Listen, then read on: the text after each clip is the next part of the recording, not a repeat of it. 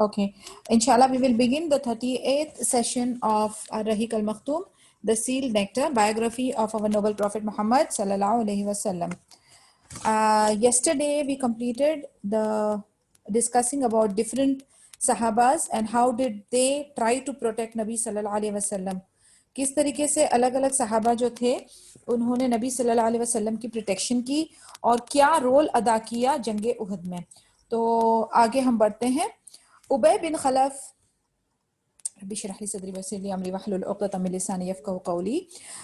Ubay bin Khalaf is killed. Ibn Ishaq radiallahu anhu related when Allah's Messenger sallallahu alaihi wasallam was going up the hill, he was followed by Ubay bin Khalaf who was saying, "Where is Muhammad sallallahu alaihi wasallam? Either I kill him or I will be killed." The companion said, "Messenger of Allah sallallahu alaihi wasallam, do you mind if one of us fights with him?" But Allah's Messenger sallallahu alaihi wasallam said, "Leave him." So when he drew nearer, Allah's Messenger sallallahu alaihi wasallam took the spear from Al-Haris bin As-Sima radiallahu anhu, and it shivered violently in such a way that made all of them scatter in all directions. The Prophet Muhammad sallallahu alaihi wasallam observed a gap in Ubay bin Khalaf's armor at the collarbone and hit him in that spot. The effect of the stroke was so strong that it made him roll off his horse over and over. However, when he returned to the Quraysh, they found that he had only a small scratch on his neck. When the blood congealed, he said, "By Allah, Muhammad sallallahu alaihi wasallam has killed me." That's what he said. Hearing him saying so, they said, "By Allah, you are afraid of death. By Allah, you are possessed by a devil." He replied, "He had already told me when we were in Makkah, I will kill you. By Allah Azza wa Jal, had he spat on me, he would have killed me." Eventually, this enemy of Allah breathed his last at a place called Sarif while they were taking him back to Makkah. In a version by Abul Aswad on the authority of Urwa, it states that he was moaning like a bull and saying, "By the one in whose hand is my soul, if what I am suffering from now were distributed among the people of Dhul Majah, it would have caused them all to die." बहुत interesting और बहुत जिसमें से हम कुछ lessons ले सकें उस टाइप का किस्सा है ये उबय बिन खलफ का। इब्न इशाक बताते हैं कि नबी सल्लल्लाहु अलैहि वसल्लम जब हिल पर जा रहे थे तो हमने देखा कि अलग अलग कुरैश जो हैं, अलग अलग जो उनके दुश्मन हैं, वो उनके सामने आ रहे हैं नबी सल्लल्लाहु अलैहि वसल्लम को कत्ल करने के इरादे से। उसी इरादे से उबय बिन खलफ भी वहां पर पहुंचा और आके वो इंक्वायरी कर रहा है कि मोहम्मद सल्लल्लाहु अलैहि वसल्लम किधर है। तो सहाबा ने और कह रहा है कि मुझे उनको कत्ल करना है वरना मैं कत्ल हो जाऊंगा। तो सहाबा ने नबी सल्लल्लाहु अलैहि वसल्लम से कहा कि क्या हम इसका कत्ल इसके साथ फाइट कर सकते हैं, क्या हम इसका कत्ल कर सकते हैं? नबी सल्लल्लाहु अलैहि वसल्लम ने कहा उसे छोड़ दो। फिर वो जैसे जैसे करीब आने लगा तो नबी सल्लल्लाहु अलैहि वसल्लम ने अल हारिस बिन अस्सिमा रदियल्लाहु अन्हु से उनका भाला लिया, उनका स्पीयर उनके पास से ले लिया और बड़े यानी वायलेंट तरीके से उसको फेंका उबय बिन खलफ के तरफ। उबय बिन खलफ जो है वो अपना आर्मर पहना हुआ था, लेकिन एक छोटी सी जगह बाकी थी उसके कॉलर बोन यानी नेक और कॉलर बोन जो होती है ना हमारी नेक के पास, उसके पास एक छोटा सा स्पॉट जो है वो खाली था। उधर उसका आर्मर जो था वो उधर ढका हुआ नहीं था। नबी सल्लल्लाहु अलैहि वसल्लम ने उस स्पॉट के ऊपर उसको हिट किया और वो हिट यानी वो स्ट्रोक बहुत स्ट्रॉन्ग था, इतना ज्यादा स्ट्रॉन्ग था कि वो अपने घोड़े से गिरते हुए रोल होते हुए अपने साथियों के पास कुरैशियों के पास पहुंचा। जब कुरैशियों ने उसको देखा तो एक छोटा सा स्क्रैच ही था, वो कुछ ज्यादा बड़ी गहरी चोट नहीं थी, लेकिन वो इतना ब्लड उधर जमा हो गया था। लेकिन वो इतना घबराया हुआ था उबय बिन खलफ और बार बार कह रहा था कि बाय अल्लाह मोहम्मद सल्लल्लाहु अलैहि वसल्लम ने मुझे मार दिया, मुझे कत्ल कर दिया।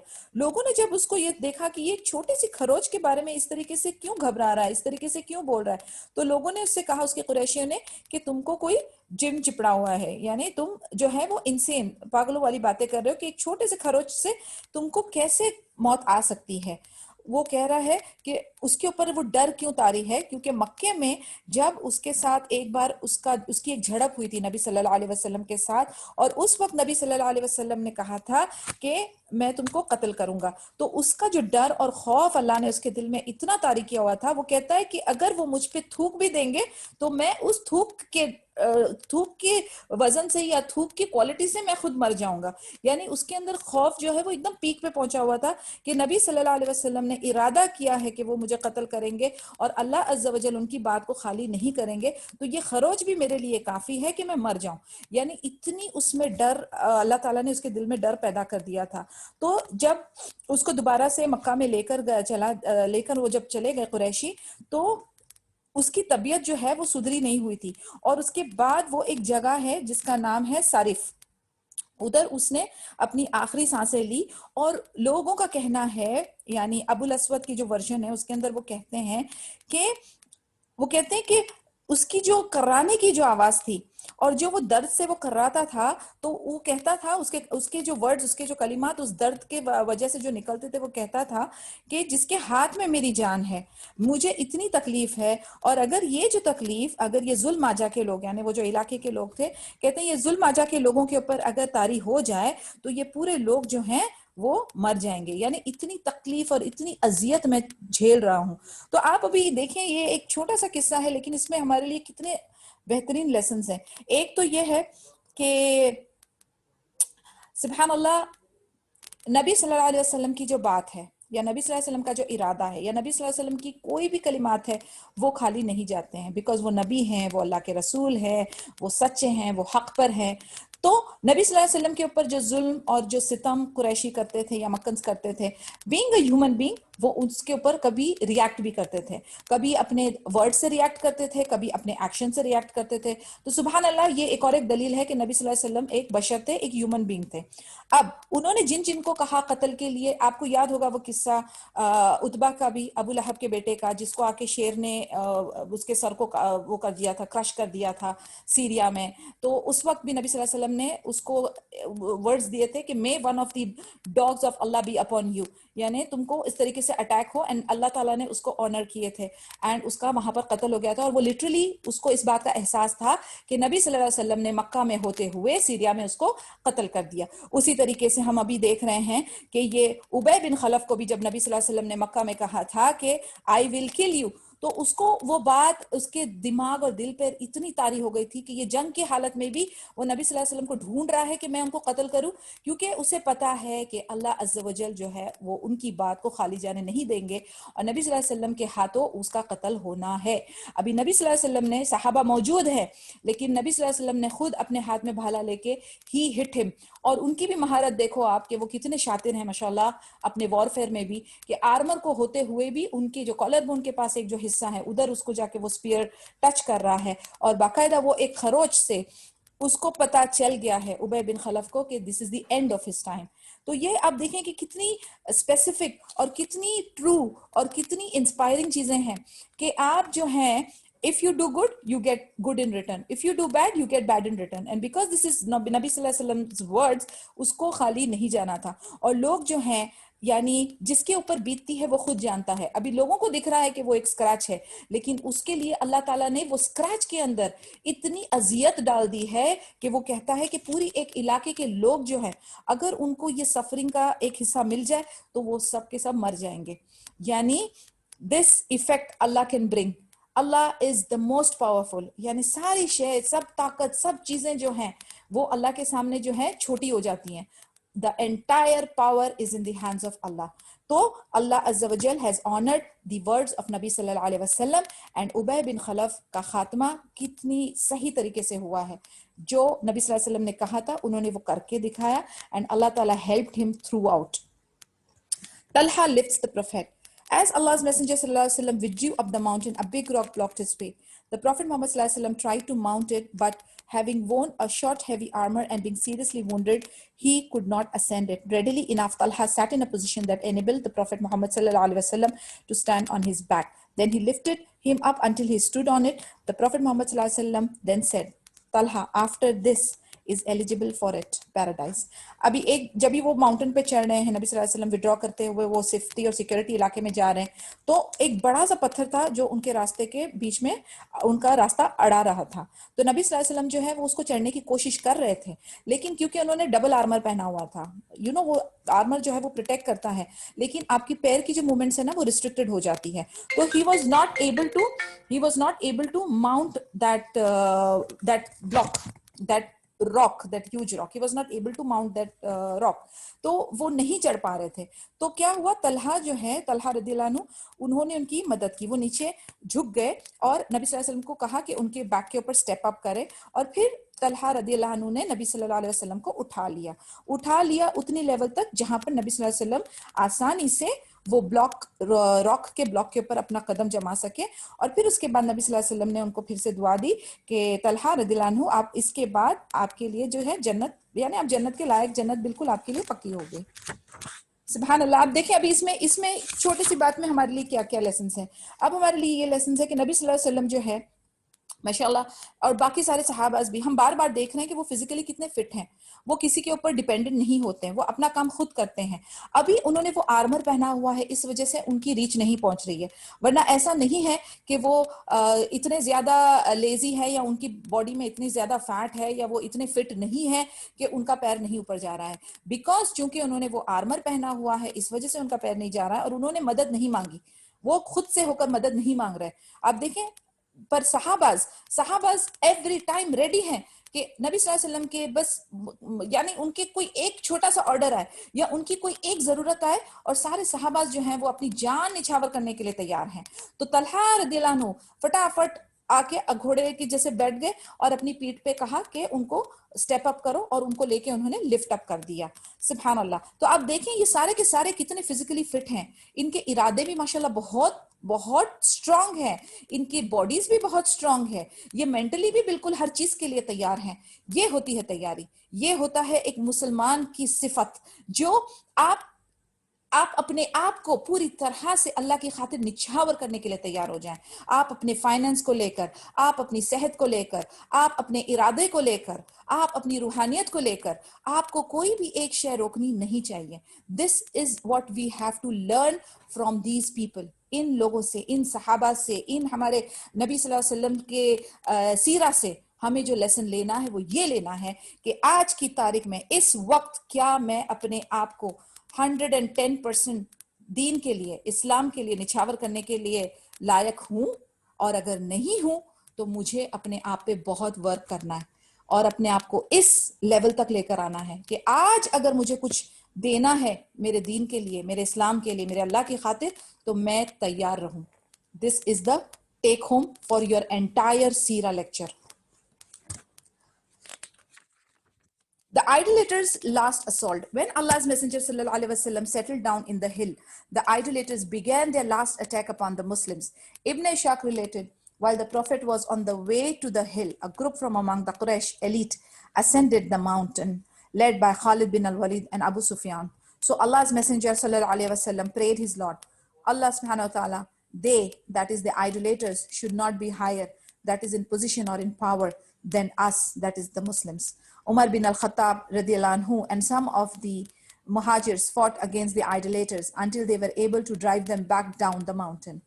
अभी नबी सल्लल्लाहु अलैहि वसल्लम जैसे ही वो हिल पे पहुंचकर सेटल डाउन होने लगे, तो वहां पर मुशरिक और वो बुत परस्त पहुंचने लगे। ये उनका लास्ट अटैक था मुस्लिम्स पर। इब्न इशाक रदियल्लाहु अन्हु रिलेट करते हैं कि जब नबी सल्लल्लाहु अलैहि वसल्लम वो हिल की तरफ पहुंच रहे थे, तो एक ग्रुप ऑफ कुरैश जो है, कुरैश के जो एलीट, यानी जो उनके जो हेड्स और जो रिच और जो वेल्दी और जो प्रोमिनेंट लोग हैं, वो भी जो है माउंटेन पे चढ़ने लगे उनके पीछे पीछे। और ये जो बटालियन या स्क्वाड था, इसको कौन लीड कर रहे थे? इनको लीड कर रहे थे खालिद बिन अल वलीद और अबू सुफियान। तो नबी सल्लल्लाहु अलैहि वसल्लम को इसका अंदाजा हो गया। उन्होंने झट से, नबी सल्लल्लाहु अलैहि वसल्लम का पहला काम क्या होता था, ये हमने देख लिया through and through in the Sira we have seen, कि वो सबसे पहले अपने रब से रजू करते थे, अपने मालिक, अपने खालिक, अपने मुदब्बिर से रजू करते थे। उन्होंने झट से दुआ की कि ए अल्लाह, ये जो मुशरिक हैं, ये हमारे से हायर पोजीशन में नहीं जाना चाहिए, यानी मुस्लिम्स के मुकाबले इनकी पोजीशन और पावर आगे नहीं जानी चाहिए। उमर बिन खत्ताब ने फिर क्या, रदियल्लाहु अन्हु ने क्या किया, कुछ मुहाजिर को अपने साथ रख के ये जितने मुशरिक थे इनको भगा के माउंटेन के नीचे वापस से पहुंचा दिया। अब आप देखें ये कलिमात या जो ये दुआ नबी सल्लल्लाहु अलैहि वसल्लम की थी, सुभान अल्लाह, कितनी सिंपल, स्वीट एंड स्ट्रेट थी कि ये मुसलमान का जो दर्जा है, मुसलमान का जो लेवल है, मुसलमान की जो पोजीशन है, या अल्लाह ये मुशरिकों से नीचे नहीं होनी चाहिए हर लिहाज से। अब आप अपनी अपनी हालतों पे नजर डालें और आज जो हालात हमारे चल रहे हैं उस पे नजर डालें। मुसलमान की क्या पोजीशन है? मैं किसी एक कंट्री, किसी एक कम्युनिटी, किसी एक तबके को लेकर नहीं बोल रही हूँ।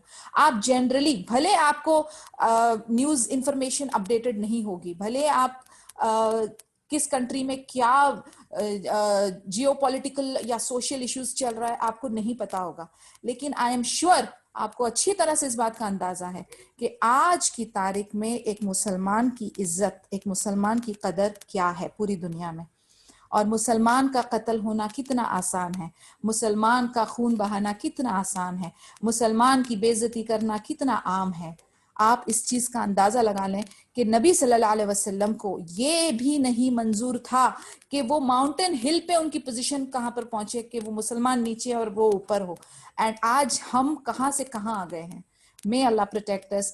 May Allah again raise the standards of Muslims in all aspects of position and power. Ameen ya Rab.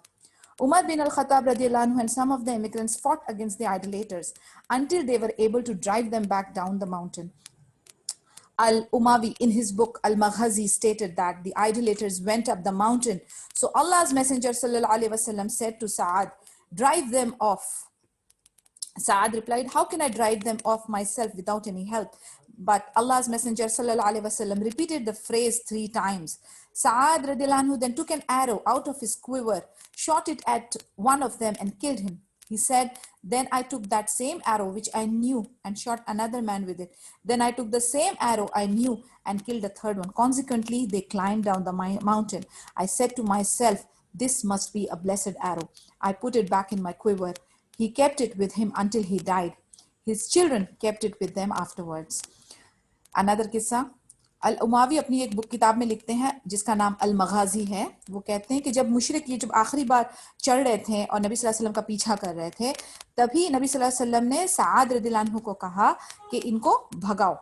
तो साद रदियल्लाहु अन्हु ने कहा मैं अकेले इनको कैसे भगाऊं? फिर नबी सल्लल्लाहु अलैहि वसल्लम ने 3 बार इस सेंटेंस को रिपीट किया। और हम जानते हैं, हदीसों में भी हमने पढ़ा है कि जब भी नबी सल्लल्लाहु अलैहि वसल्लम थ्राइस किसी चीज को कहते हैं, मकसद आपने उसको करना है, आपने उसके आगे पीछे सोचना नहीं है, सुनना है और करना है।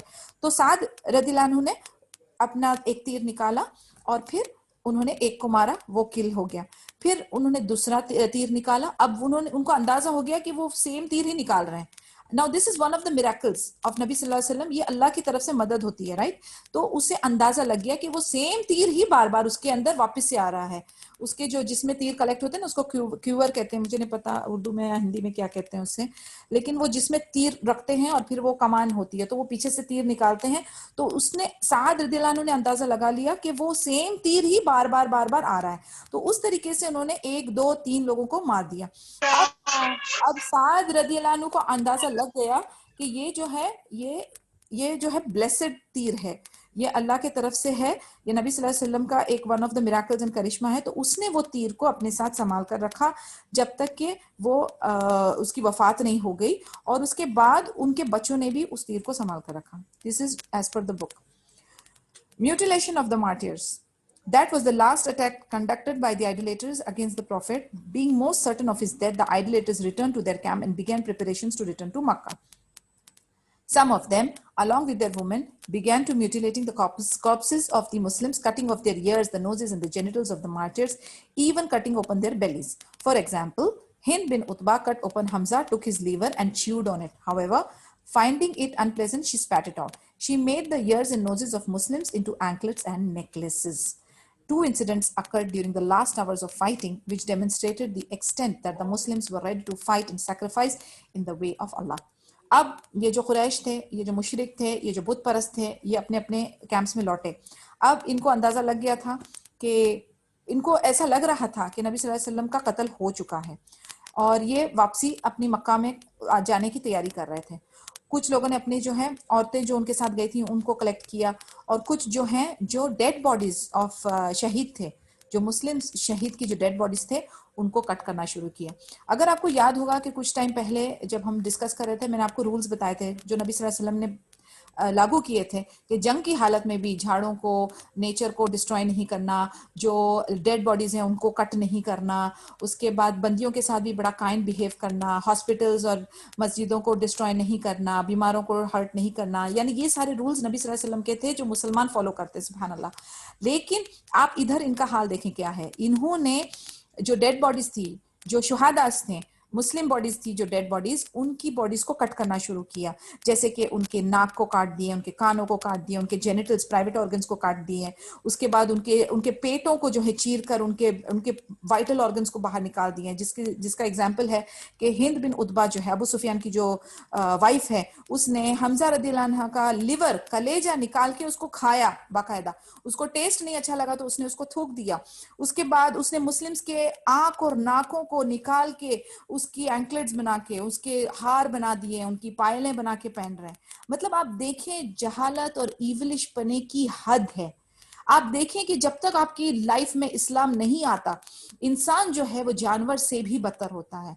मैं यानी हमेशा इस चीज को अपने आप को भी रिमाइंड करती हूँ, मैं आप लोगों को भी रिमाइंड करूंगी कि अल्लाह की कोई भी नेमत जो है वो छोटी बड़ी नहीं है, लेकिन अल्लाह सुब्हानहू तआला की सबसे बड़ी नेमत जो हमारे लिए है वो ये है कि अल्लाह ताला ने हमें दीन इस्लाम गिफ्ट किया है, और दीन इस्लाम ही हमारी जिंदगियों में आकर हमें इंसान बनने की तौफीक अदा करता है। हर शय में, हर मामलात में, हर सिचुएशन, हर हालात में सिर्फ दीन इस्लाम है जो हमें इंसान बनने की तौफीक देता है। क्योंकि अगर ये दायरा हमारी जिंदगी में ना हो, इस्लाम का दायरा, इस्लाम की हुदूद हमारी जिंदगी में ना हो, तो हम जानवर नहीं, जानवर से बदतर हो सकते हैं। और उसका एक नमूना हमारे सामने है। ये देखें आप, इस तरीके का वहशी बिहेवियर कि किसी की डेड बॉडीज के साथ आप उसको कट ओपन करके आप खा रहे हैं, आप उसको ज्वेलरी बना के पहन रहे हैं, यानी किस लेवल की गलाजत है ये। तो अल्हम्दुलिल्लाह अगर आपने करनी है तो सबसे पहला इस चीज के लिए करें कि अल्लाह ताला ने आपको मुसलमान बनाया, अल्लाह ताला ने आपको दीन इस्लाम के दायरे में रखा है, अल्लाह ताला ने आपको जीने का, जिंदगी का सलीका तरीका सिखाया है। हर हर जगह पे नबी सल्लल्लाहु अलैहि वसल्लम, कुरान, ये सब हमारी हिदायत का जो है सामान अल्लाह ताला ने हमारे लिए तैयार किया है। तो सबसे पहला जो आपकी अल्हम्दुलिल्लाह निकलनी है वो इस चीज के लिए निकलनी है। बाकी सारी नेमतों को आप साइड में रखें, लेकिन ये एक नेमत ने आपको इंसान का दर्जा दिया है। सुभान अल्लाह। Ka'ab bin Malik radiallahu anhu said, I was one of the Muslims who fought during Uhud. I witnessed the polytheist acts of barbarity in mutilating the corpses, but I passed them because I couldn't stand it.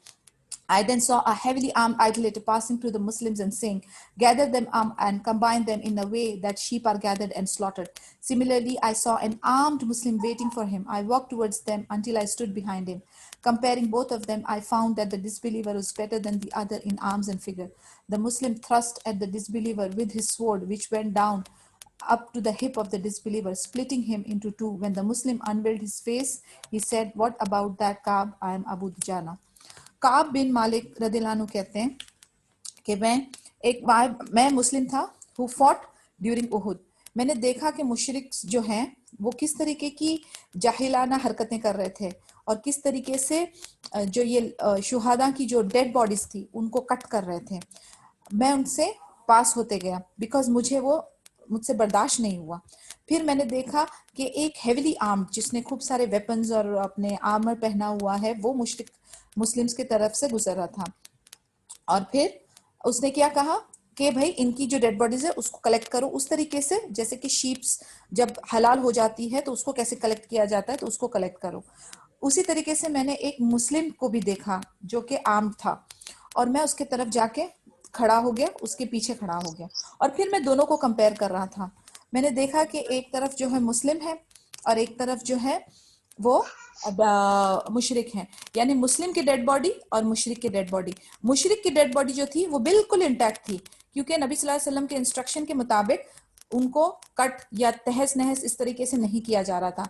वेरेज मुस्लिम की जो dead body थी उसको ये कुफारों ने और ये मुशरिकों ने बिल्कुल कट करके डेड बॉडीज की शक्ल पूरी बिगाड़ी हुई थी।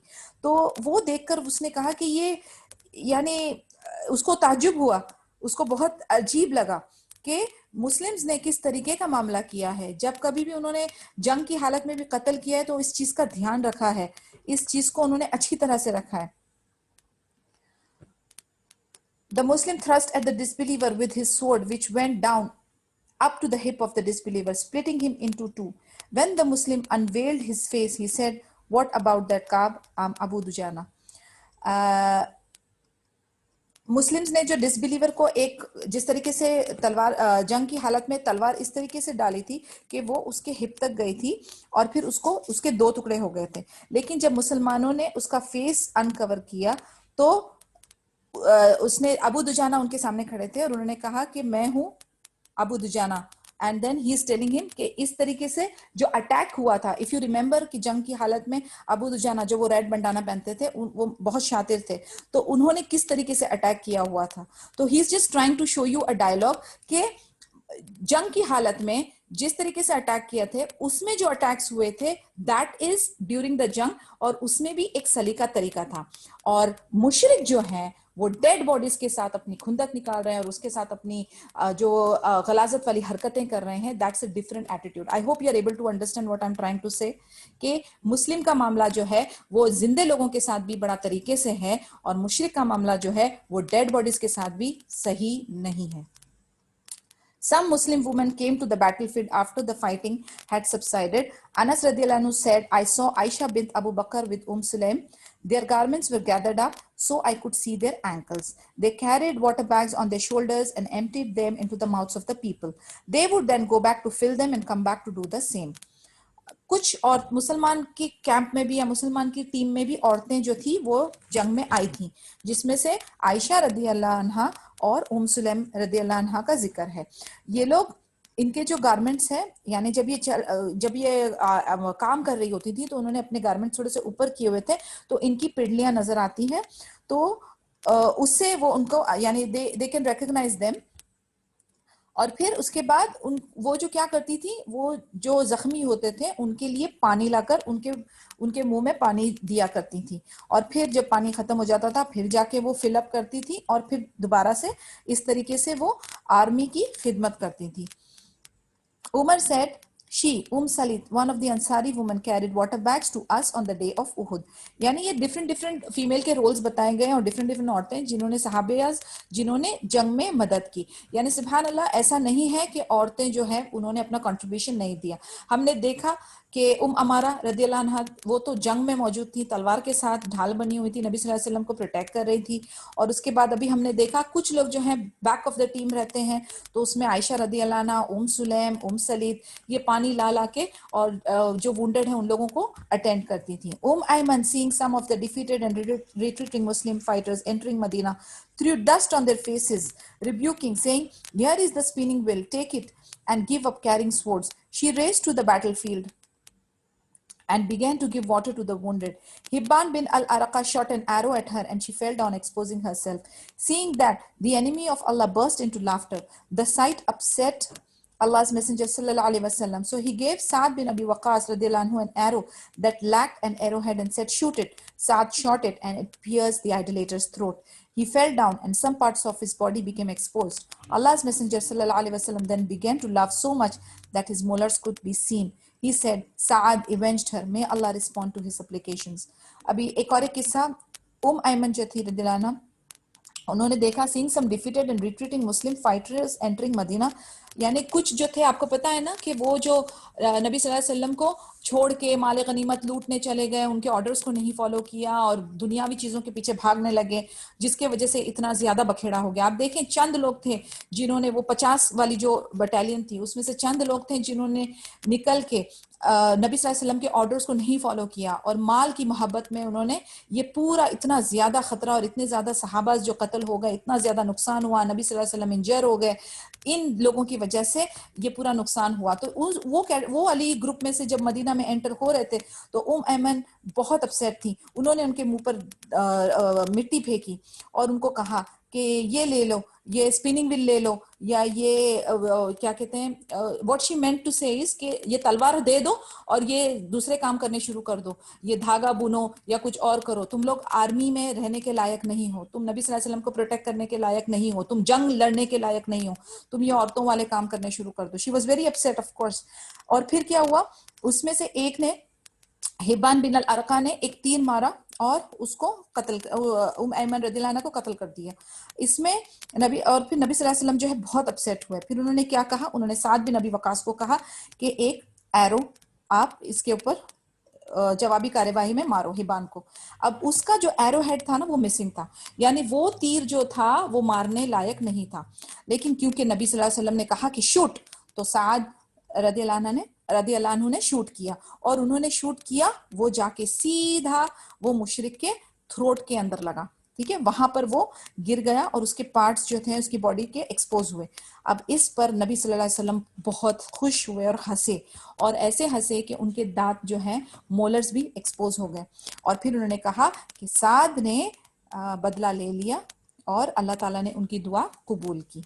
So that was another incident जहां पर नबी सल्लल्लाहु अलैहि वसल्लम ने यानी इमीडिएटली रिस्पॉन्ड और रिएक्ट करवाया, और he was pleased with the response. तो आप एक और एक चीज ध्यान में रखें कि हमारा दीन का हिस्सा ये नहीं है कि रिस्पॉन्ड नहीं करना है, बस कोई एक्शन नहीं लेना है और सब्र करना है, right action at the right time. Okay, और जब आपने एक्शन लेना है तो बिल्कुल परफेक्ट एक्शन लेना है, फिर उसमें कोई आगे पीछे वसवस नहीं, उसमें आपकी एक्सपर्टीज होनी चाहिए। द मैसेंजर सल्लल्लाहु अलैहि वसल्लम reaches the trail. As soon as Allah's Messenger sallallahu alaihi wasallam reached the trail, Ali bin Abu Talib radhiyallahu anhu went out and filled his water container with water from Al-Mihras. Al-Mihras is said to be a hollow concave rock that contains plenty of water. It was also said that it is a water spring at the mountain of Uhud. Either way, Ali radhiyallahu anhu brought that water to Allah's Messenger sallallahu alaihi wasallam to drink. Finding that it smelled bad, he refused to drink it, but only washed the blood from his face and poured some of it over his head. जब भी नबी सल्लल्लाहु अलैहि वसल्लम पहुंचे, reach the trail, मतलब वो अभी तक रास्ता उनका चल ही रहा है, तो अली बिन अबू तालिब रदियल्लाहु अन्हु पानी की तलाश में गए और फिर एक जगह पे पहुंचे और अल मेहरास, मेहरास जो है वो एक ऐसा रॉक है जो थोड़ा सा कॉन्केव रहता है, यानी उसके अंदर थोड़ी गुंजाइश रहती है कि उसमें पानी ठहर सके। तो वो मेहरास के अंदर जो पानी था वो पानी लेकर माउंटेन उहद पे से वो नबी सल्लल्लाहु अलैहि वसल्लम के पास लेकर गए कि वो ड्रिंक कर सके। लेकिन नबी सल्लल्लाहु अलैहि वसल्लम ने जब उसको स्मेल किया, उसको सूंघा, तो उसमें कुछ अच्छी स्मेल नहीं आ रही थी, तो उन्होंने उसको पिया नहीं, लेकिन उन्होंने सिर्फ जो खून के जो दाग थे वो वॉश कर दिए अपने फेस से, और अपने सर के ऊपर भी वो पानी बहाया। और फिर उसके बाद उन्होंने कहा, अल्लाह's wrath is great on those who injured his messenger सल्लल्लाहु अलैहि वसल्लम। मैसेंजर्स फेस, यानी जब वो पानी बहाने लगे सर पे से, तो वो उनके कलिमात इस तरीके से थे कि अल्लाह ताला का गजब नाजिल होगा उसके ऊपर जिन्होंने अपने नबी सल्लल्लाहु अलैहि वसल्लम के फेस को इंजर किया। Sahal said, by Allah, I know who washed the wound of Allah's Messenger sallallahu alaihi wasallam and who poured water over it for him, and what substances his wound was treated with. His daughter Fatima radiallahu anha washed it. Ali poured water over it from a container. When Fatima radiallahu anha realized that the water increased the flow of blood, she took a piece of straw mat, burnt it a little and stuck it to the wound so that the blood stopped flowing. अभी साहल रदियल्लाहु अन्हु पूरा ये किस्सा बयान कर रहे हैं, कहते हैं मैं जानता हूँ किसने पानी लाया, किसने बहाया, किसने उनके वुंड को, उनके जख्म को किसने अटेम्प्ट किया। उन्होंने बताया कि अली रदियल्लाहु अन्हु ने पानी पोर किया, ओके, और फिर उसके बाद फातिमा रदियल्लाहु अन्हा जो है वो उनको वॉश कर रही थी। लेकिन जब फातिमा रदियल्लाहु अन्हा वॉश कर रही थी तो उन्होंने रियलाइज किया कि पानी लगने से उनका जो जख्म है वो गहरा हो रहा है और जो खून का दौरान है वो बढ़ रहा है। अब आप देखें एक चीज इसमें कि नॉलेज, इल्म की कितनी जरूरत है हमें, हर मामलात में हमें प्रॉपर नॉलेज होना बहुत जरूरी है। मसलन फातिमा रदियल्लाहु अन्हा के पास एक साइंटिफिक नॉलेज थी, एक नर्स की नॉलेज उनके पास अल्हम्दुलिल्लाह अल्लाह ने उनको इल्म वो दिया हुआ था। क्योंकि एक दिखती सी बात है, अगर कभी आपको कट हो जाए तो हमारे ब्लड के अंदर एक फिब्रिन करके एक मैटर होता है जो ब्लड क्लॉटिंग के लिए हेल्प करता है। अगर आप उसको धोते जाएंगे तो आप जो है अपना आपका ब्लड फ्लो जो है, जो अच्छा आपका खून है, इंट्रावेनस ब्लड है, वो निकलने की वजह से वो फेटल हो सकता है। हमें सबसे पहला काम क्या करना है, हमें खून का दौरान बंद करना है। हमें ऐसा कुछ करना है कि पोजीशन अपने हाथ की या जिधर भी आपको जख्म लगा है उसको ऑपोजिट डायरेक्शन में रखना है ताकि आपका ब्लड फ्लो नहीं निकल जाए। फिर उसके बाद आपको कोई ऐसी चीज से उसको प्रेस करके हार्ड उसको रोकना है कि कुछ वक्त के लिए आप उसको दबाए रखें ताकि उधर क्लॉटिंग शुरू हो जाए। वो नॉलेज सुभान अल्लाह फातिमा रदियल्लाहु अन्हा के पास थी। तो उन्होंने क्या किया, अब उनके पास लिमिटेड रिसोर्सेज होते हैं, उनके पास कोई हर चीजें मौजूद नहीं आसानी से, बट उन्होंने क्या किया, उन्होंने एक स्ट्रॉ मैट लिया, उसको बर्न किया, उसको जलाया और उसकी ऐश जो है लेकर उसको वुंड के ऊपर रखा ताकि वो ब्लड का जो फ्लो है वो खत्म हो जाए और ब्लड वहां पे जम जाए और खून जो है वो जाया ना हो। तो नॉलेज इज इंपॉर्टेंट, हर किसी चीज की भी इल्म हासिल आप जरूर करें और कोई भी काम आप करें तो इल्म के साथ पर उसकी बिना पर आप काम करें। सिर्फ ऐसे ही हैफजर्ड बिना नॉलेज के बस ऐसे ही इधर से ले लिया, उधर से चुन लिया, उधर से देख लिया, टिटबिट्स, इसमें कहते हैं ना नीम हकीम खतरा जान, बिल्कुल नहीं करना। इस्लामी तरीका है, हर चीज का एक सलीका है, हर चीज की एक एजुकेशन है, क्वालिफिकेशन है, सर्टिफिकेशन है, लाइसेंसिंग है, हर चीज तरीके से करें तो इंशाल्लाह, अच्छी नीयत से करें तो इंशाल्लाह अल्लाह ताला विल पुट बरका in it. So that is how she helped नबी सल्लल्लाहु अलैहि वसल्लम कि उनका वूंड जो है और ब्लड फ्लो जो है वो बंद हो। मोहम्मद बिन मसलमा रदियल्लाहु अन्हु brought him fresh water to drink. अब चूंकि ये जो पानी जो था ना अल मिहरास में, ये गंदा था, मसलन पीने लायक नहीं था, धोने लायक था। तो उन्होंने क्या किया, रहमत आप अपना कैमरा बंद करें प्लीज। उन्होंने क्या किया फिर उनके लिए मोहम्मद बिन मसलमा रदियल्लाहु अन्हु ने उनके लिए फ्रेश वाटर लाए ताकि वो पीने लायक पानी उनको मिल सके, क्योंकि ये पानी तो सिर्फ धोने जख्म धोने के लिए काम आ गया लेकिन पीने के लायक ये नहीं था, ये ताहिर पानी नहीं था। तो मोहम्मद बिन मसलमा ने उनके लिए फ्रेश वाटर लेकर आए, नबी सल्लल्लाहु अलैहि वसल्लम ने पिया और दुआ की कि अल्लाह ताला उनको बेहतरीन खैर अता करे। Owing to the effects of the wounds on his body, Allah's Messenger sallallahu alaihi wasallam led his followers in the Dhuhr prayer from a sitting position and the Muslim sat as well. अभी नबी सल्लल्लाहु अलैहि वसल्लम injured थे, थके हुए थे, फिर भी क्या उन्होंने अपनी सलाह तर्क कर दी? क्या उन्होंने कज़ा कर दी? अल्लाह की खातिर जंग कर रहे थे, अपने लिए नहीं कर रहे थे। लेकिन क्या उन्होंने अपनी नमाजें छोड़ दी? नहीं छोड़ी। सुभान अल्लाह। अभी है जुहर का वक्त, नबी सल्लल्लाहु अलैहि वसल्लम खड़े होके पढ़ने लायक नहीं थे तो उन्होंने बैठ के नमाज अपनी अदा की, उस पोजीशन में उन्होंने इमामत की और उनके जो फॉलोवर्स थे उन्होंने भी बैठ के अदा की। Again a very big reminder, a very strong reminder for us, अपनी सलाह को तर्क कभी भी किसी भी पोजीशन में, किसी भी हालत में, किसी भी सिचुएशन में, किसी भी ओकेजन में छोड़नी नहीं है। अल्हम्दुलिल्लाह many of us are doing it. अल्लाह ताला हमको इस्तिकामत दे और कबूल करे हमसे ये कि हम जो है आखिरी दम तक अपनी बेहतरीन इबादत अदा कर सकें और बेहतरीन हालत में अल्लाह ताला हमारी रूहों को कब्ज करे। आमीन या रब। अल्लाहुम्मा इन्नी असअलुकल हुस्नुल खातिमा या रब। बट आप लेसन ले इसमें कि अगर उन पे तकलीफ थी, अजियत थी, तो उन्होंने अपने आप को पुश नहीं किया। अल्लाह ताला जहां जहां हमको रुखसत देते हैं उस चीज का हमें फायदा उठाना चाहिए, बिकॉज ये हमारा एटीट्यूड था। जब अल्लाह ताला ने कहते हैं ना कि दौरे जहालत में, आई वुड से, जब हमको दीन की नॉलेज नहीं थी इतनी, तो हम लोग अपने आप को अजियत पहुंचाने में बहुत ज्यादा खुश होते थे कि हम जितना अपने आप को फोर्स करेंगे ना, जितना हम अपने आप को टॉर्चर करेंगे तो अल्लाह ताला हमसे खुश होंगे। लेकिन ऐसा नहीं है। बेहतरीन तरीका क्या है, अल्लाह ताला ने जहां जहां हमें रुखसत दी है, इंसान जो है ना वो कमजोर है, बेशक कमजोर है, अलग अलग हमारी हालत होती है, हमारी वो कंडीशन नहीं रहती। तो जहां जहां हमको अल्लाह ताला ने रुखसत दी है तो वो अल्हम्दुलिल्लाह करके आप उसको रिसीव करें और उस पर अमल करें। क्यों? क्योंकि वो जाहिर कर रही है कि अल्लाह ताला ने हमारे लिए केयर किया है।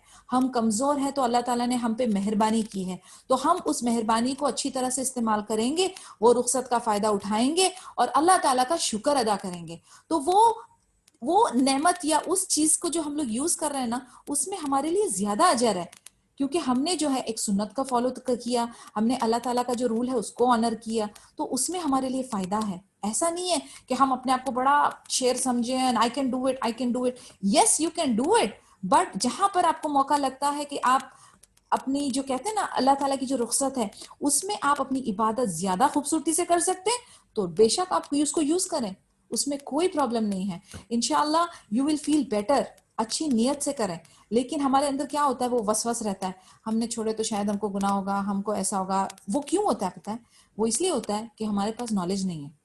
जब हमें नॉलेज हो जाएगी ना, फिर हमारे अंदर ये जो वसवस पैदा होते हैं ना, वो हट जाएंगे इंशाल्लाह ताला। और सेकेंडली जो हमारे आसपास के जो लोग हैं ना, उनको भी पता नहीं होता, तो वो भी हमको इंस्टिगेट करते हैं। तो ऐसी कोशिश करें कि आप खुद भी अपनी नॉलेज को बढ़ाएं, अपने आसपास के लोगों को भी नॉलेज अपनी ये शेयर करते रहें। तो क्या होगा कि जब हर एक बंदा एक ही नाव में सवार है तो आपकी मंजिल आसान हो जाएगी।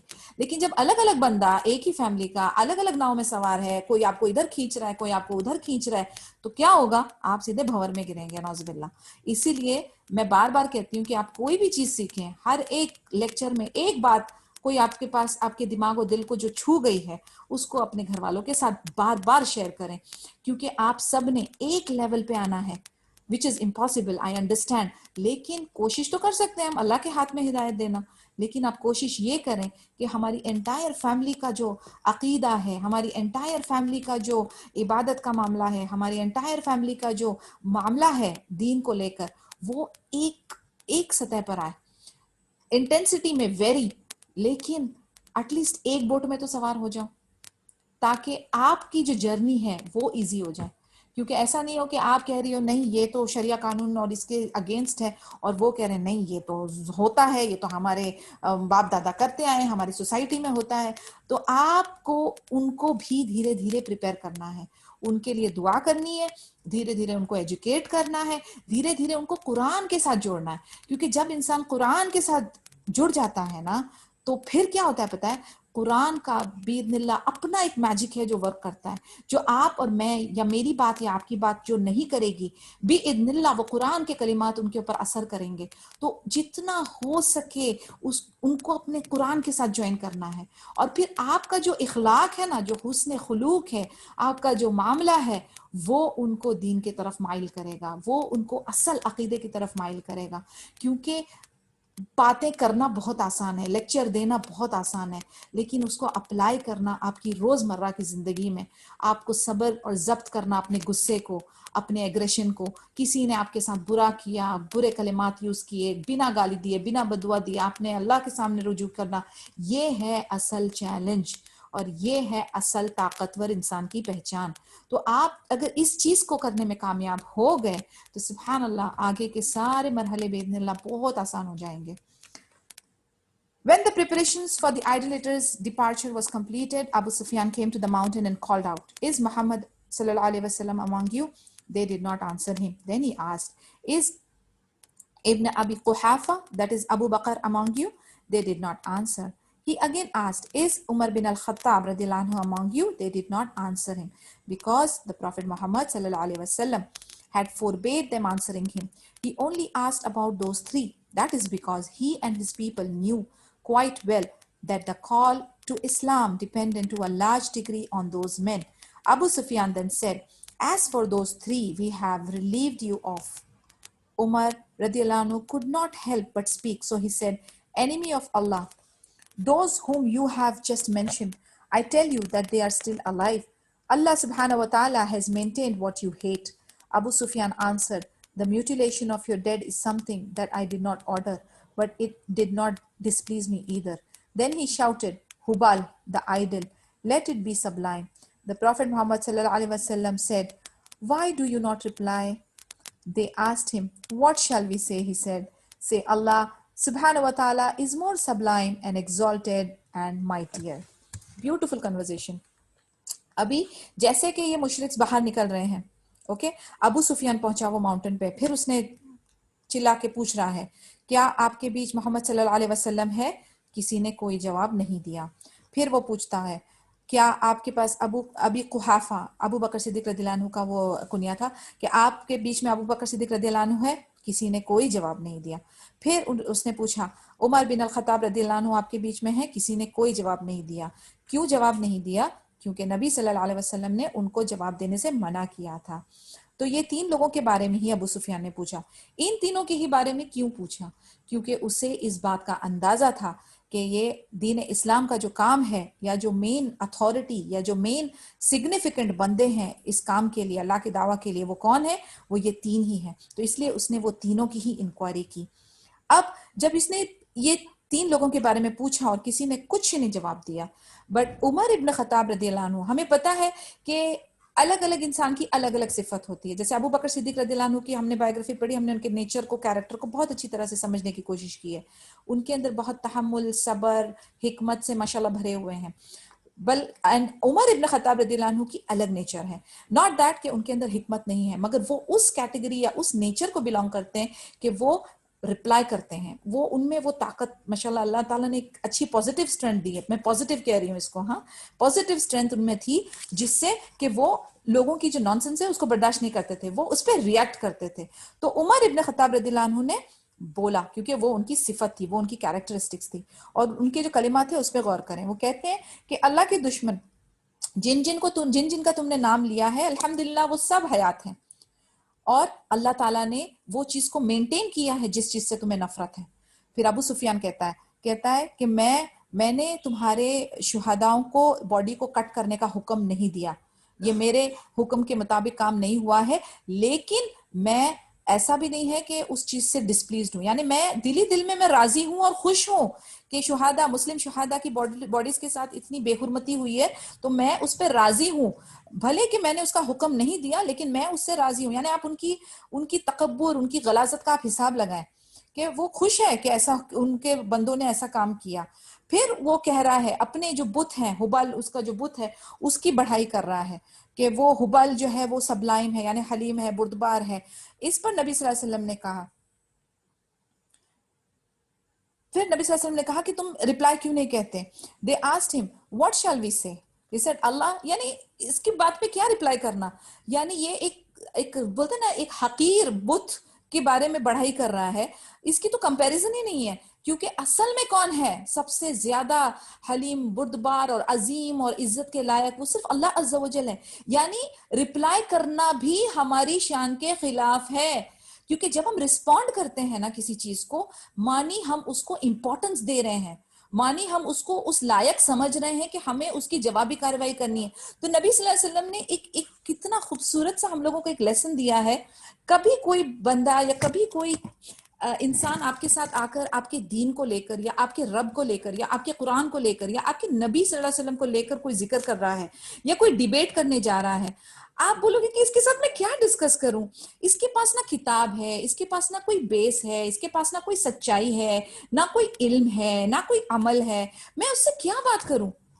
आप समझ रहे हैं मैं क्या कह रही हूँ? यानी अब रिस्पॉन्ड करना भी हमारी शान और इज्जत के खिलाफ है, क्योंकि बंदा तभी ही बात करे जब सामने वाला भी उस लायक हो। जब हमें पता है सुभान अल्लाह, अल्लाह अल्लाह की शान, अल्लाह की आन बान, अल्लाह के पावर, अल्लाह की ताकत, सब शय जो दुनिया में जो भी हमें नजर आ रही है उन सब का मालिक खालिक अल्लाह है। अल्लाह के ही हाथ में सारा कारोबार है, अल्लाह ही के हाथ में सब कुछ है। तो फिर हम ये एक छोटी सी कोई हाथ से बनी हुई सी मूर्ति को लेकर आ रहा है और उसके बारे में हमसे बात कर रहा है। I don't even want to respond because we are not at par, हम डिस्कशन के लिए लायक भी नहीं है उनके साथ, क्योंकि उनकी कोई हैसियत नहीं है। इसीलिए नबी सल्लल्लाहु अलैहि वसल्लम इज नॉट रिस्पॉन्डिंग। जब वो हुबल के बारे में बात कर रहे हैं, व्हाट इज हुबल, हुबल की हैसियत क्या है, क्या है उसकी औकात, खुद आपने बनाया अपने हाथों से और तुम उसकी बड़ाई की बात कर रहे हो। Like I don't even want to respond, सुभान अल्लाह। इसमें एक बहुत बड़ा मैसेज हमारे लिए छुपा हुआ है। सो फॉर ऑल दोज जो हर बार किसी ना किसी आर्ग्यूमेंट्स या डिबेट्स में पड़ जाते हैं लोगों के साथ और अपना बहुत पर्सनली ले लेते हैं वो इस चीज को कि मुझे तो इसको जवाब देना है, फेसबुक पे कमेंट करना है, सोशल मीडिया पे मेरी इज्जत जा रही है, प्लीज स्टॉप इट। ठीक है, क्योंकि हमारा दीन इस्लाम जो है वो इन सब चीजों से बहुत ऊंचा है एंड अल्लाह ताला ने खुद रिस्पॉन्सिबिलिटी ली है इसको प्रोटेक्ट करने की। आप और मैं सिर्फ अपने अमल के ऊपर ध्यान दें वो ज्यादा बेहतर है, आप और मैं सिर्फ अपने आप की इस्लाह करें वो ज्यादा बेहतर है। ये जो आर्ग्यूमेंट्स का जो चक्कर है ना, ये डिबेटिंग और ये ट्रोल्स और जिस तरीके से इंसान को डाइवर्ट किया जाने का जो एक मिशन लोगों ने रखा हुआ है, उसके शैतानी ट्रैप में मत फंसें। आप अपना टाइम जाया करेंगे, आप अपनी एनर्जी वेस्ट करेंगे और वो आपको एक अच्छी फीलिंग नहीं देगा। शायद आपके मुंह से वो कलिमात निकल जाएंगे जो आपके लिए खैर साबित नहीं होंगे। डोंट स्पीक विदाउट नॉलेज, बिना इल्म के बात ना करें। और इल्म की भी बात अगर आपने करना है तो उसका एक मौका होता है, उसका एक सेपरेट प्लेटफॉर्म होता है, उसका एक तरीकाकार होता है। ये छोटे मोटे सोशल मीडिया में जाहिलों के साथ मुंह लग के कोई फायदा नहीं। इसीलिए any place where you open your mouth, make sure कि आप कहीं खुद अपने हाथों से अपने दीन की बेइज्जती तो नहीं कर रहे? इट इज़ अ क्वेश्चन जो मैं चाहूंगी कि आप पॉन्डर करें, आप सोचें इस बारे में, और ख़ास तौर से अपने बच्चों को भी इस चीज़ की ताकीद करें, avoid such discussions on social media. Okay.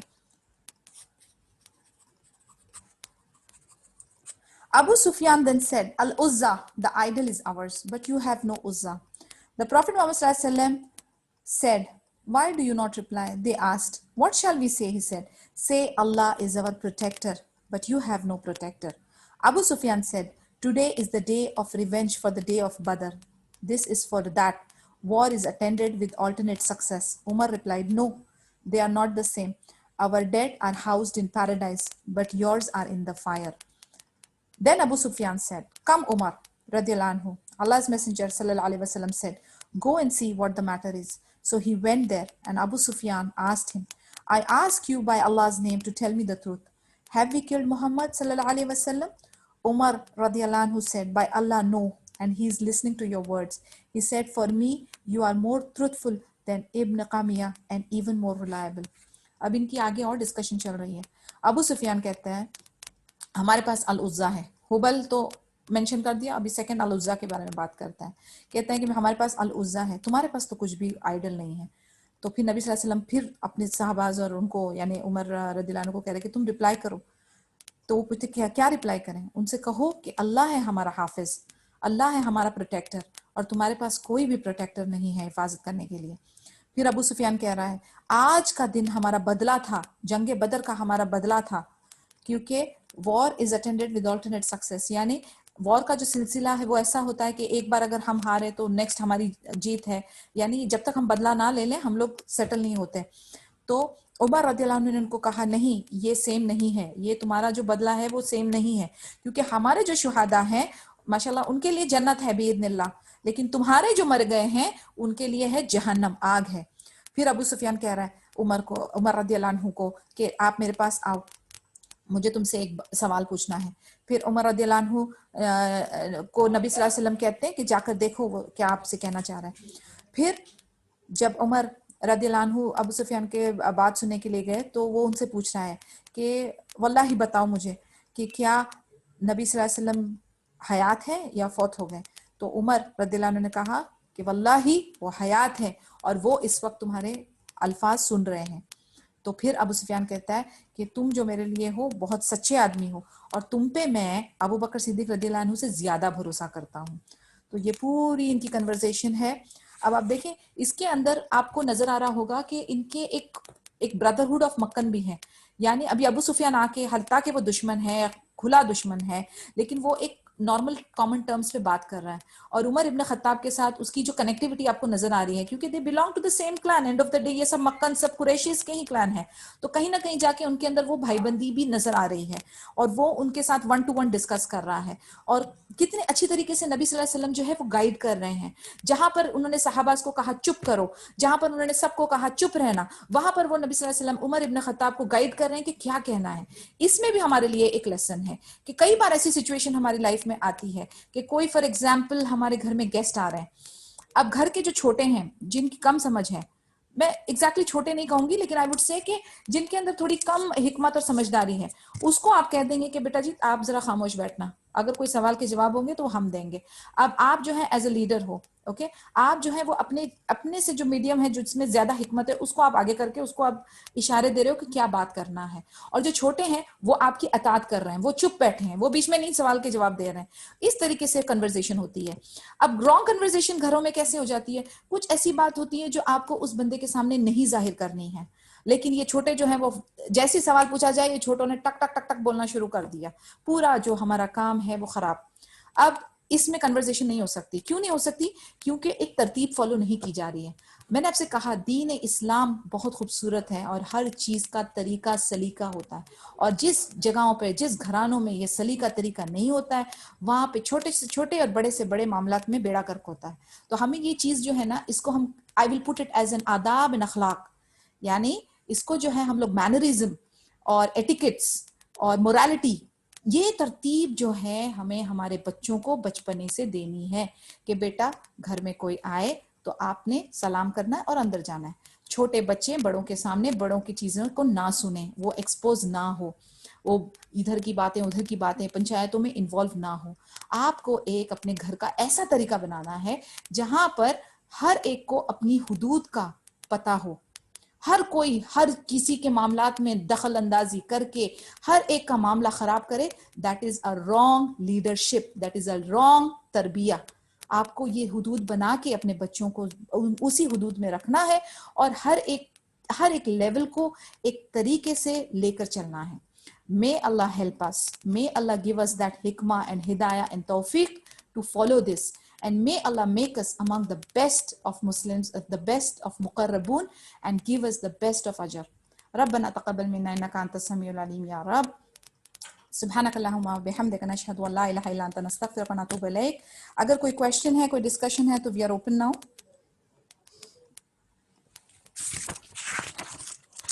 नहीं है तो I will close down.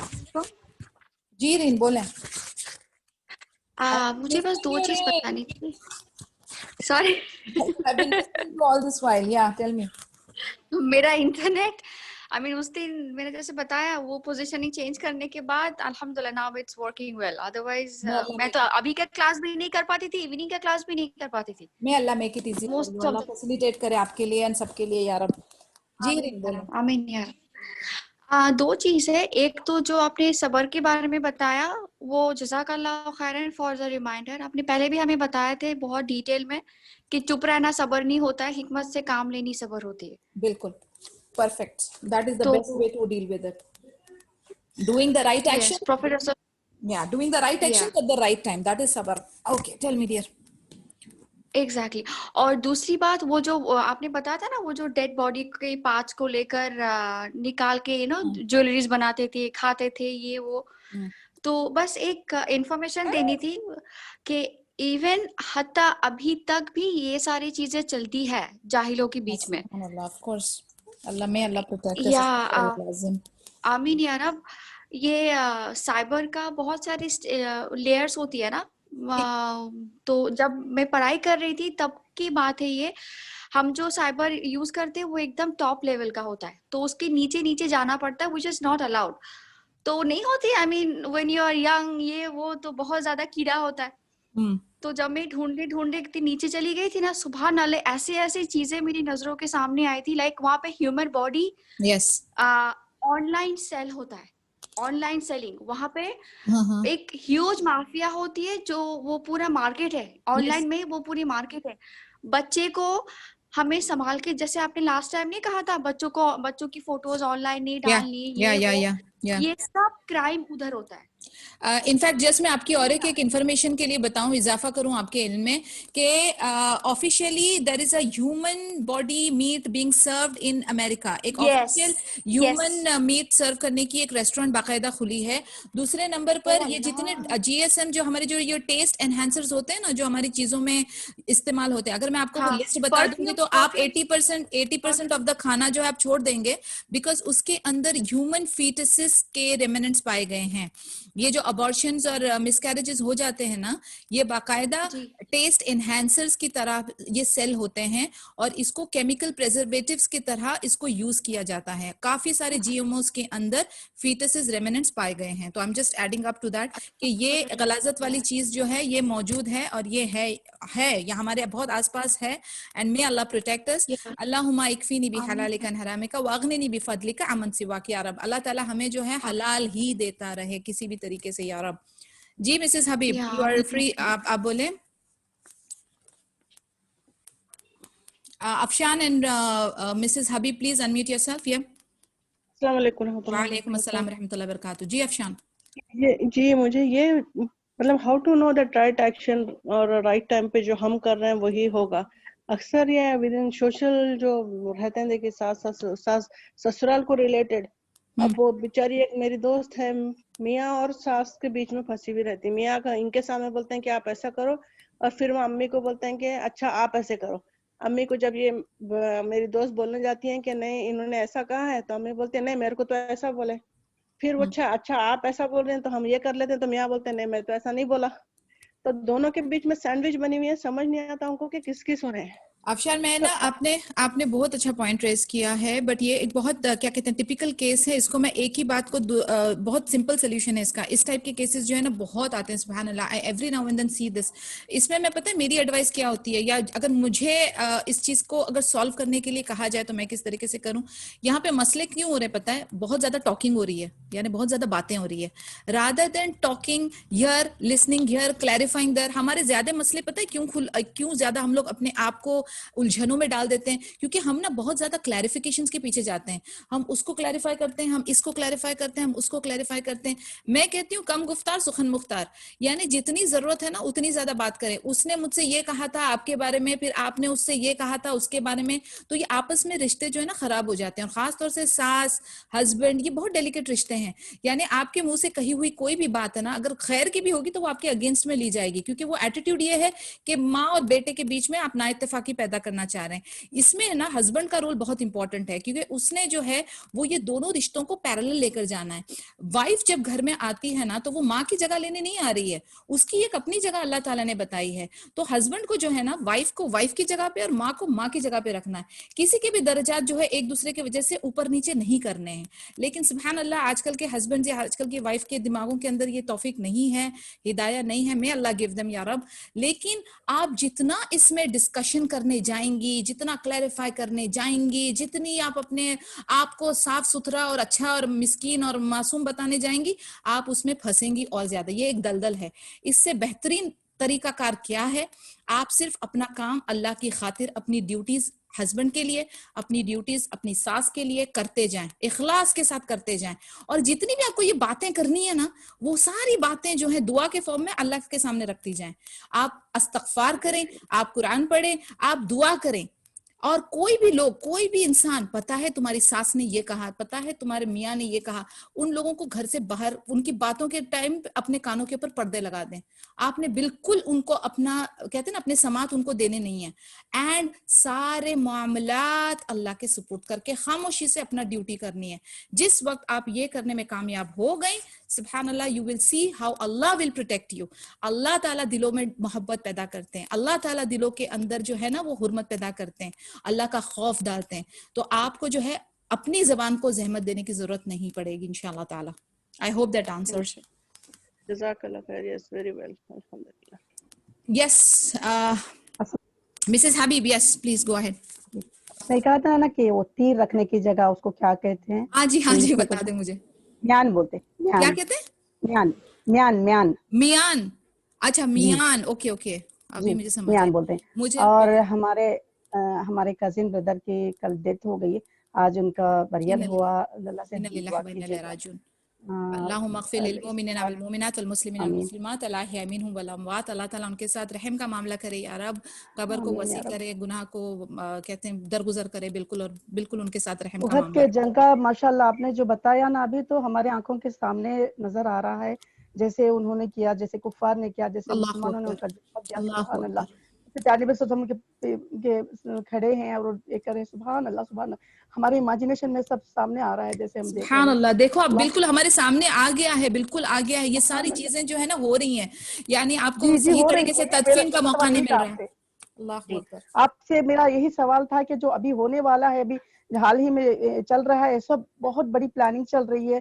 अल्लाह हम सब की हिफाजत करे, हम सबको, आमीन या हमारे रब, बच्चों महफूज को, रखे। हमारे आने आमीन, वाले पुरखों को अल्लाह ताला ईमान से नवाजे। आमीन या रब, आमीन वाजमाइन या रब। बस इसी की दुआ करना है। मैंने भी हमेशा, यानी काफी सारे लेक्चर्स में ये भी कहा है कि जिंदगी की दुआ हम लोग मांग रहे हैं, बट अभी हमारे जो है ना हुस्नुल खातिमा की दुआ करें। हमारे आगे की जो जनरेशन है उसके लिए और भी ज्यादा सिफ्त और डिफिकल्टीज आ रही है। अल्लाह ताला जी जी, हमारी हिफाजत करे, हमारे जीते जी, हमारे मरने के बाद, हमारी जो बाकी के जो अरकान है मरने के बाद, वो भी अल्लाह ताला एकदम बोलते हैं ना खूबसूरती से अदायगी हो। और अल्लाह ताला हमें हुस्नुल खातिमा दे, हमारा बिल्कुल सारा मामला खैर का करे या रब। और ना सिर्फ हमारे लिए, हमारी पूरी जनरेशन, हमारी पूरी उम्मत के लिए। क्योंकि आपने सुना होगा इंडिया में कहीं जगहों पर लोगों को जो है वो तदफीन भी नसीब नहीं हुआ, उन्हें जला दिया गया है। और ये कोरोना की आड़ में और ये वायरस की आड़ में बहुत सारी खबासात हो रही है। तो बस दुआ यही करे कि अल्लाह ताला एक खैर की जिंदगी दे, एक खैर की मौत दे, और एक खैर का आखिरा का मामला करे या रब। आमीन या रब्बल आलमीन। All right, guys. Any other question? Reen, I saw your hands raised. Was it for जज़ाकल्लाह the खैर। previous one? हाँ जी, मुझे बस एक पॉइंट ऐड करनी थी। वो बोले जो उन्होंने प्लीज। बताया ना वो फ्रेंड, हाँ मुझे बस ये बतानी थी कि वो हस्बैंड के साथ कुछ नहीं तो दिन में एक नमाज एक साथ पढ़े, वो बहुत जरूरी होता है। इमामत में अगर मस्जिद नहीं जा रहे हो तो एटलीस्ट घर पे इमामत में हस्बैंड के साथ नमाज पढ़े, और जो इन लॉज के जो फैमिली होते हैं ना उनके साथ दुनिया की चीजें तो करती रहे, बट दीन की चीजें एक साथ करना बहुत जरूरी है। हर रिश्ते के बीच में अल्लाह ताला को रखो, एब्सोल्युटली, हर चीज इजी पड़ जाता है। एब्सोल्युटली, वही वही, that is a wonderful thing Reen. या जहां पर आपने अल्लाह ताला के सुपुर्द अपना मामला किया, जहां पर आप अपने हर दुनियावी मामलात में अल्लाह के जिक्र से अपनी जबान को आपने तर रखा, आपने हर ये हर हर आपकी कहते हैं ना डिस्कशन में, हर एक फोन कॉल में, हर एक कन्वर्सेशन में, अगर आप कुरान स्टेट कर रहे हैं, आप हदीत की रेफरेंसेस दे रहे हैं, आप हदीत पढ़ रहे हैं, आप अपनी और अपने यस लोगों की इस्लाह कर रहे हैं, आप यकीन करेंगे कि अल्लाह ताला कैसी मोहब्बत दिल में उन लोगों के डाल देंगे और इतनी हाँ, खूबसूरत और रिलेशनशिप हो जाएंगे कि आप उसको सोच भी नहीं सकते। एग्जैक्टली और दुआ करना बहुत, जैसे आप हमेशा एम्फेसाइज करते हो ना, दुआ करना वो यस यस, बहुत जरूरी होता है। एब्सोल्युटली, जिनके एब्सोल्युटली। साथ प्रॉब्लम हो उनके लिए तो ज्यादा दुआ करनी चाहिए। मैं कहती हूँ जो आपका सुभान जो अल्लाह, इट सबसे वर्क्स बड़ा, सो वेल।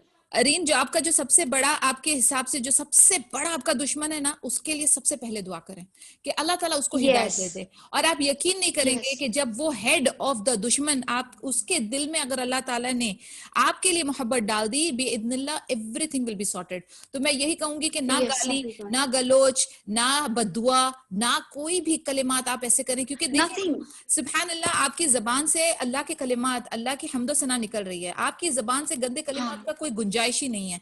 आप सिर्फ अपने दिल में अल्लाह की मोहब्बत और डर और उसके साथ रजा, यानी उसकी होप, उम्मीद रखें।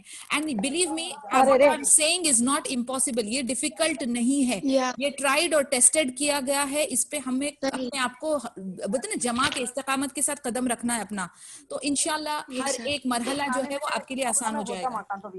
ठीक है ना? यस, और एक साथ दीन का वो करना बहुत जरूरी है। एक साथ कुरान पढ़ो, एक साथ नमाज पढ़ो, इस्लामिक बातें करो। फजूल की बातें तो चलती रहेगी, इस्लामिक बातें करो।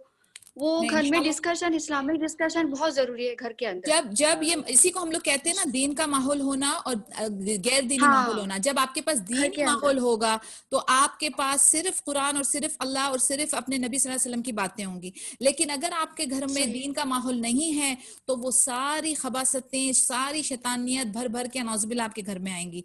तो कोशिश ये करें, एग्जैक्टली। जैसे मैंने आज डिस्कस किया था, कि हम एक कश्ती में सवार हों।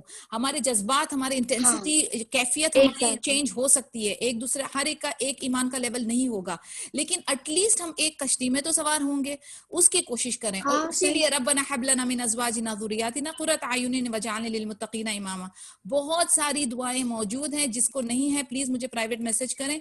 दुआएं हमारा हथियार है और सब चीज को चेंज करने की ताकत सिर्फ और सिर्फ और सिर्फ अल्लाह अज़्ज़ा वजल के हाथ में है।